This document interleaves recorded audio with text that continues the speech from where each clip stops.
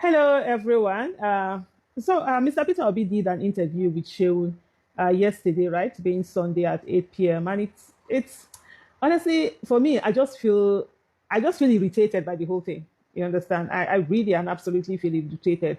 Usually, when Peter Obi does his interviews and all of that, there's that excitement, see and what is said, what is being said, Sheun, okay, the conversation, okay, what are the things? But I just for this particular one, and I think maybe going forward, I'm going to have the same feeling. It's just a feeling of irritation because what are we doing here? It's the same conversation again and again. I don't think there's any question that Sheun asked Peter Obi that has not already been asked. You understand? I don't think there's any question that we have not talked about. There wasn't anything because I tried to go through. Usually for those of you of the Vancouver family, for those of you who are used to my channel and the way I report this, I would have picked up one or two things from inside of it and then be able to sit down and discuss it and all of that. And I'm going through. I'm not seeing any question that it's new, it's that we've not heard or that we don't know the answer to. But we waste our times because, and you see again and again and again, more pressure is being put on Peter Obi for him to be the one, to come out and talk to the people and say what do you want to do with insecurity? What do you want to do with this? What do you want to do with that? The other candidates, nothing is being said about them. They're not coming out to do the interview. So looking at someone like Mr. Bola Ahmed Tinubu, the former governor of Lagos State, who rigged the election and got himself sworn in, nobody is asking him tough questions. He's not in front of the camera. He's not being judged. He's going about freely doing his own business. And yet, the one person who cares, who has been out there, who is speaking to the people, is the one that more and more is needed from him, more and more needs to be. And it's not even about needed, but can you just ask questions that are different from what we've heard all this while? Can we have something that it's not about, okay, let me have it. Okay, so there's a way that questions are asked and you know that they're trying to, okay, let's see if you can answer this. Sure, you said this the other day and whatever. And then all of a sudden, the very thing that they are picking, I saw Bayo Nanuga and a lot of APC e-talks, talking about the fact that, he said that all his commissioners are Muslims or they were Muslims when he was governor of Anambra State. Of course, how are all his commissioners going to be Muslim in a state that it's maybe 90-something% Christians? He was referring to his police commissioners. And he has talked about this a lot of time, especially when these repeated lies keep coming up that, he drove away Northerners from Anambra State and stuff like that. And he keeps saying that, look, apart from the first few months, before he went to go and get his commissioner of police, that all his commissioner of police were from the north,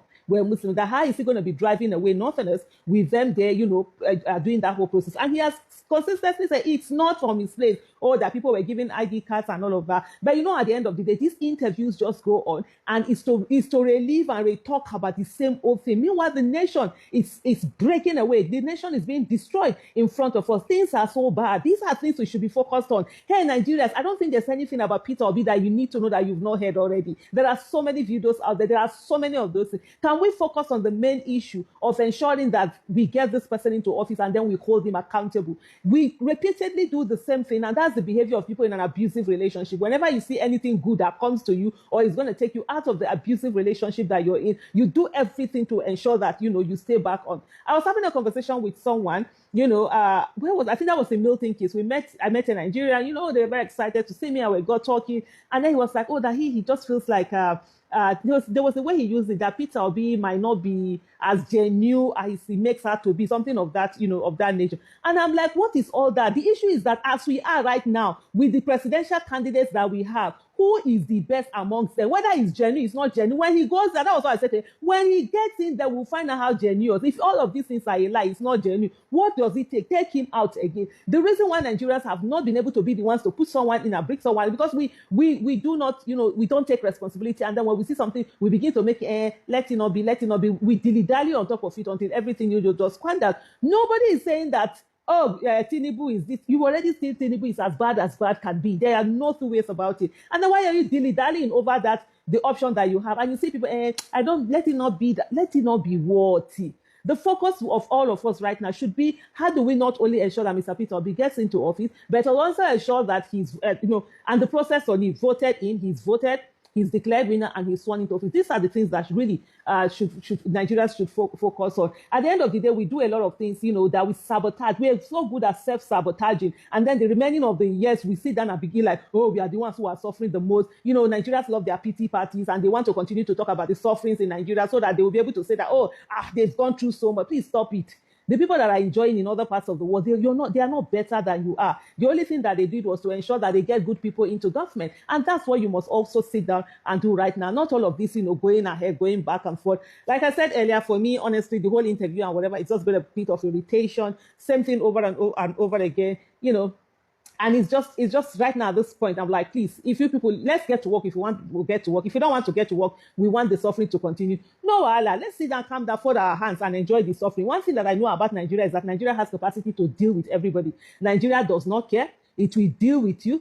You go here and for body, but now body will pain you, nothing more, nothing else. It has capacity to deal with every one of us. So if you sit down and think that this is a joke, election year is a joke, please feel free. Let's keep saying the joke continue to happen. At the end of the day, people go here and for their body, one way or the other, and that's it. So for me, honestly, looking at all of those interviews, trying to say, start talking about, I beg, I'm really so irritated about that whole thing that it's really pissing me off right now. You don't even understand, because I think a lot of our people somehow do not understand where we are and the problem that is really before us. Thank you so much for. Yes, this is the video where Aisha said he was irritated by the interview between Peter Obi and the rest and the Sheung Okimbaluyi. See, what is the meaning of that? Yes, we know how all of those things went, but my question is it necessary? I mean, why is Peter Obi granting all the invitations? Like, is it a must? During 2022-23, how many invitations and debates did Tinubu granted? The answer is none. Aisha Yesufu, please educate me, because I'm really very eager to know why is Peter Obi granting all the baseless interviews. They are not baseless, so a very large extent. You see the likes of the new person they are trying to use, but that one is not coming out fully. That is a Dejadenyoju, because Buala and Reno, they don't cast. So that one, Adenyoju is trying to use a style to be attacking Obi, and it's good that he says most of the times to come and condemn all those things to make it straight. The issue is that some people will tell you that no matter what Obi says, they will still not believe him. They should just want to project that their evil narrative. So you want to look it from that angle as well. But you see what this guy did recently. Maybe his a spokesperson should be the ones coming to do the interview. This Alimodu Sheriff thing. You see how he came out and be saying all manner of nonsense. Aisha, I love you for saying the truth. God bless your ministry. Peter Obi is the best. He puts himself forward to do better than what we are seeing today. Let him continue telling lies. What he cannot achieve in the next 20 years, and he promised he will do it in 20 days. Mr. Peter Obi still remains a leader that is accountable. Tell your president to come out for an interview. When Obi said he's in bunker, you that know what to say, you lose primary election. Okay. Amiable, audacious President Bola Ahmed Tinubu to 2031. Inshallah. All of Nana. No doubt about that.